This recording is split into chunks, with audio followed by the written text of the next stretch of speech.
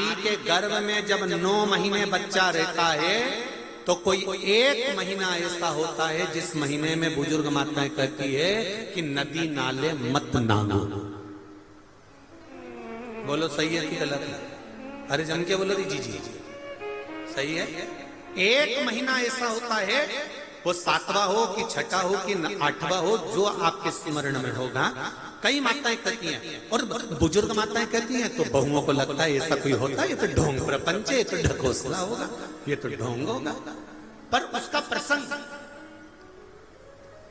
कई बहुओं ने माताओं से कहा होगा ऐसा कोई होता है क्या कि मैं मायके नहीं जाऊं और ये वाले महीना, एक महीना 9 महीने में एक महीना मेरी माताओं के गर्भ के समय का ऐसा होता है कि जिस महीने में बुजुर्ग माताएं कह देती है कि इस महीने में तुम नदी नाले मत लांगो, अपने घर में रहो, स्वस्थ रहो, ना कहीं जाना ना कहीं आना। डॉक्टर को दिखाने जाना हो तो चले जाओ, मना नहीं, पर नदी नाले लांग कर मत जाना, इधर हो तो चले जाओ। बुजुर्ग माताएं कहती हैं।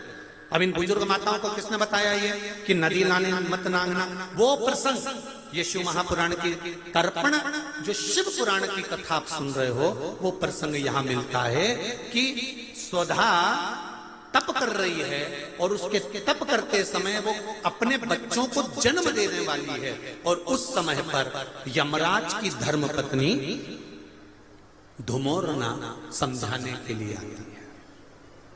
1 महीना लगता है धुमोरना को स्वधा को समझाने के लिए। इसलिए हमारे यहाँ पर बुजुर्ग माताएं कहती है कि इस महीने में तो नदी नाले मत नांगना, क्योंकि यम की पत्नी आई है।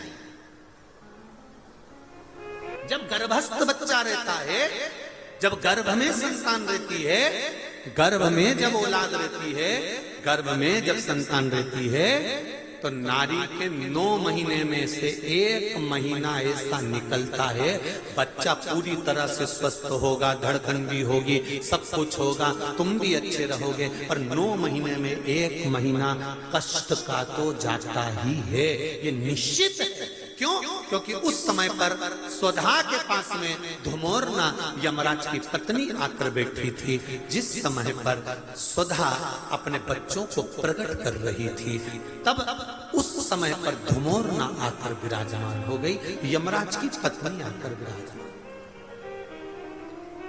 अब नई नई बहुएं तो इस बात पर विश्वास नहीं करती हैं, पर मुझे आश्चर्य इस बात का होता है कि बुजुर्ग माताएं कितनी विद्वान होगी पुराने समय की कि उनको शिव महापुराण की ये संवाद धुमोरना का यमराज की पत्नी का किसने सुना होगा। और ये बुजुर्ग माताओं को भी मालूम, इनकी सास ने और उनकी भी सास ने और उनकी भी सास ने, मतलब सनातन हिंदू धर्म कितना पुराना सनातन धर्म है, जरा विचार करिए कि वो आज तक चले आया। अब उसको लोग ढोंग के ले, ढकोसला के ले, चाहे कुछ चाहिए, नाम जाप करना चाहिए, कीर्तन करना चाहिए, वेद पुराण शास्त्र पढ़ना चाहिए, हमारे भारत भूमि पर जन्मे हुए वीर वीर योद्धाओं का चरित्र पढ़ना चाहिए। महाराणा प्रताप, छत्रपति वीर शिवाजी, संत नामदेव, तुकाराम, रामकृष्ण परमहंस, चैतन्य महाप्रभु जी, मीराबाई, श्रीमद वल्लभाचार्य, गुरु नानक देव जी, श्री महावीर स्वामी जी, गौतम बुद्ध जी, इनके पावन चरित्रों को पढ़ना चाहिए।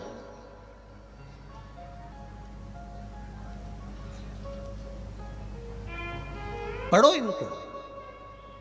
और नहीं पढ़ सकते तो कहीं कथा सुन लो, वो भी नहीं कर सकते तो शिव मंदिर में 1 लोटा जल चढ़ाओ। क्या होगा उससे? उससे फल क्या मिलेगा?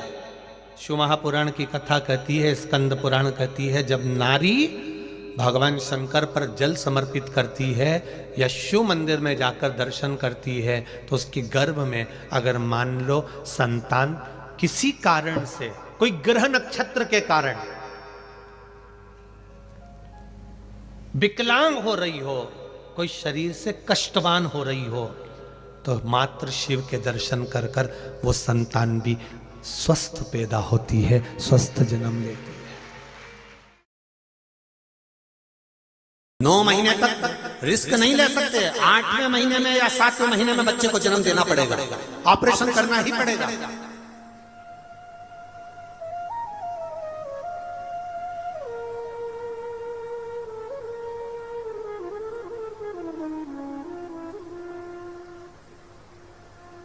तब केवल एक बेलपत्री पर रखा हुआ एक चावल का दाना नारी का हाथ का स्पर्श कराकर स्वधा माता का नाम लेकर अशोक सुंदरी की जगह मालूम है सबको, अशोक सुंदरी वाली जगह पर केवल चढ़वा दीजिए, वो बच्चा पूर्ण तरह से 9वें महीने में ही जन्म लेगा, तो 8वें में नहीं, और स्वस्थ, उसकी स्वस्थता रहती। क्या नाम लेना है? नाम बोलो पहले, जम के बोलिए जरा। आप लोगों से इसलिए बुलवा रहे हैं कि आप भूल ना जाओ। फिर से बोले एक बार, स्वधा। स्वधा का स्मरण। स्त्री, नारी और पुरुष, चाहे बेटे हों चाहे बेटियां हों, नारी हो पुरुष हो, ये उदर से जुड़ा हुआ हरनिया, उदर से जुड़ी हुई पथरी, या जो भी एक पत्र आए हैं, पत्र बहुत सारे आए हैं, पर समय निकलता है इसलिए उस पत्र को हम लोग नहीं पढ़ रहे। पत्र इधर भी है, इधर भी है, और बहुत सारे हैं, पर और लोगों ने लिखा बड़ा सुंदर सुंदर है। इसमें आया है कि एक बच्चे के 5 पथरी है, वो पथरी की गांठ पड़ गई, वो भी किडनी लीवर के पास। तो जिसने पत्र लिखा